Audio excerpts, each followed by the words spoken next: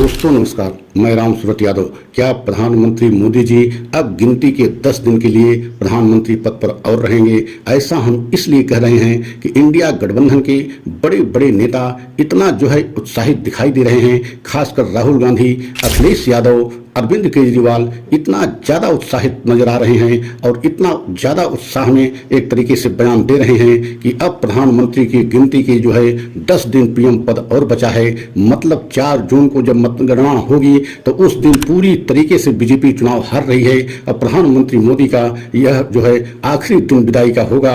मतलब गिनती से 10 दिन के लिए प्रधानमंत्री मोदी जी पीएम पद पर और रहेंगे। तो आज हम इसी पर बहुत बड़ा खुलासा करेंगे और आप लोगों से निवेदन है कि अगर हमारे चैनल पर आप हैं और पहली बार चैनल पर आए हैं या हमारे चैनल को देख रहे हैं तो चैनल को लाइक सब्सक्राइब जरूर करें, वीडियो को अंत तक देखें। आज हम पूरा बिंदुवार आपको बताएंगे कि किस तरीके से इंडिया गठबंधन के सबसे बड़े एक तरीके से नायक राहुल गांधी, उन्होंने इतना कॉन्फिडेंस से और इतना उत्साहित कि ज्यादा हैं कि एकदम उनको लग रहा है कि इस बार प्रधानमंत्री मोदी की हार तय है और 4 जून को उनकी विदाई तय है। और केवल राहुल गांधी ही नहीं बल्कि अखिलेश यादव जो समाजवादी पार्टी के राष्ट्रीय अध्यक्ष हैं, उन्होंने भी एकदम कॉन्फिडेंस के साथ और पूरे विश्वास के साथ और उत्साहित इतना ज़्यादा दिखाई दे रहे हैं कि एकदम इनको लग रहा है कि प्रधानमंत्री मोदी हार रहे हैं। और तभी तो अखिलेश यादव यहाँ तक कह दिए कि 80 लोकसभा की सीटें उत्तर प्रदेश में हैं, जिसमें से 79 मोदी जी हार रहे हैं, बीजेपी हार रही है।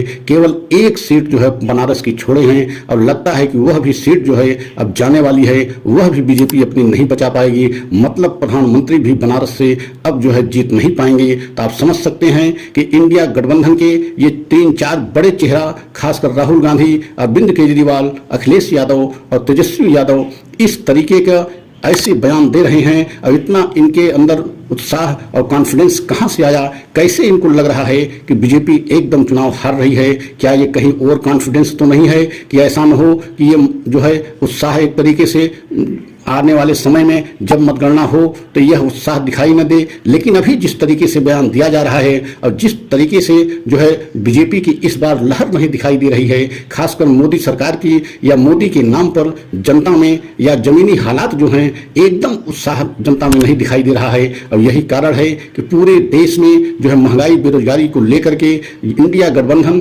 खासकर राहुल गांधी जो इंडिया के एक तरीके से नायक हैं, उन्होंने पैदल यात्रा करके, भारत जोड़ो यात्रा में चल करके और भारत जोड़ो न्याय यात्रा में जिस तरीके से पदयात्रा किया, 4000 से 5000 किलोमीटर पैदल यात्रा करके देश की जनता को महंगाई एवं बेरोजगारी के प्रति जिस तरीके से जागरूक किया, वही कारण है कि आज पूरे देश की जनता महंगाई, बेरोजगारी और अपने बुनियादी मुद्दों पर वोट डाल रही है।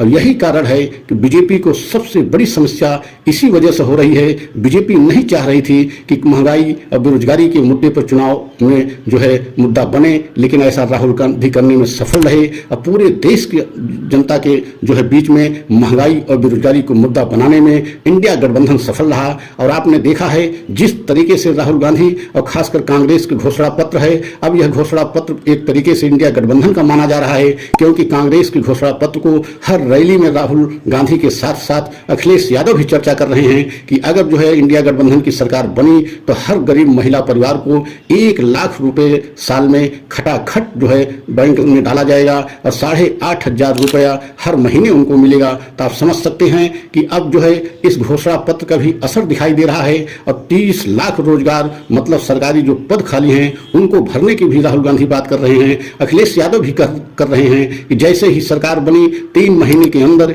ये 30 लाख जो सरकारी पद खाली हैं इनको भरा जाएगा। तो अब ऐसा लग रहा है कि जिस तरीके से पूरे देश की जनता महंगाई बेरोजगारी को मुद्दा बनाया है और कांग्रेस के और इंडिया गठबंधन के घोषणा पत्र पर विश्वास किया है कि आने वाले समय में अच्छे दिन 4 जून के बाद आ सकते हैं, तो पूरी लहर इंडिया गठबंधन के पक्ष में धीरे धीरे बनती जा रही है। और यही बड़े बड़े इंडिया गठबंधन के नेताओं के कॉन्फिडेंस का राज है और उत्साहित होने का राज है, क्योंकि धीरे धीरे जनता में अब इंडिया गठबंधन की तरफ लहर बनती जा रही है। और यही कारण है कि बीजेपी धीरे धीरे जो है जैसे जैसे चुनाव खत्म होने का नजदीक आ रहा है और जो है बैकफुट पर जाती नजर आ रही है। अभी कल जो है छठे चरण का चुनाव मतलब 25 मई को होना है, उसके बाद 7वें चरण का और अंतिम चरण का चुनाव 1 जून को होगा। लेकिन उससे पहले आप देख रहे हैं कि इंडिया गठबंधन के बड़े बड़े नेता इतना कॉन्फिडेंस के साथ जो है बयान दे रहे हैं कि पूरी तरीके से प्रधानमंत्री मोदी का 4 जून को विदाई होना तय है। और यही नहीं, आप तो यहां तक बताया जा रहा है कि बीजेपी में आपस में जो एक तरीके से जो है बगावत शुरू हो गई है। बीजेपी में कई धड़ बन गए हैं और आने वाले समय में जैसे 4 जून को परिणाम आएगा उसके बाद कई धड़ जो है बीजेपी में आपस में अलग होते दिखाई देंगे। इसका मतलब कहीं न कहीं बीजेपी में भी फूट पड़ती दिखाई दे रही है। और आरएसएस ने तो पूरी तरीके से जो है इस चुनाव में बीजेपी से दूरी बनाया है। और यही कारण है कि बीजेपी के लिए सबसे बड़ी परेशानी आरएसएस को दूरी बनाना है, क्योंकि आरएसएस के कार्यकर्ता गली मोहल्ले एवं गांव तक जो है दूर दूर तक फैले हुए हैं। लेकिन इस बार जो है बीजेपी के चुनाव प्रचार से आरएसएस दूरी बनाया हुआ है। तो क्या प्रधानमंत्री मोदी अब गिने चुने 10 दिन के प्रधानमंत्री हैं? अगर ये हमारा वीडियो आपको अच्छा लगा हो तो लाइक सब्सक्राइब करें, कमेंट के द्वारा अपनी राय अवश्य दें। अगला वीडियो पुनः हम लेकर के आएंगे। जय हिंद, जय भारत।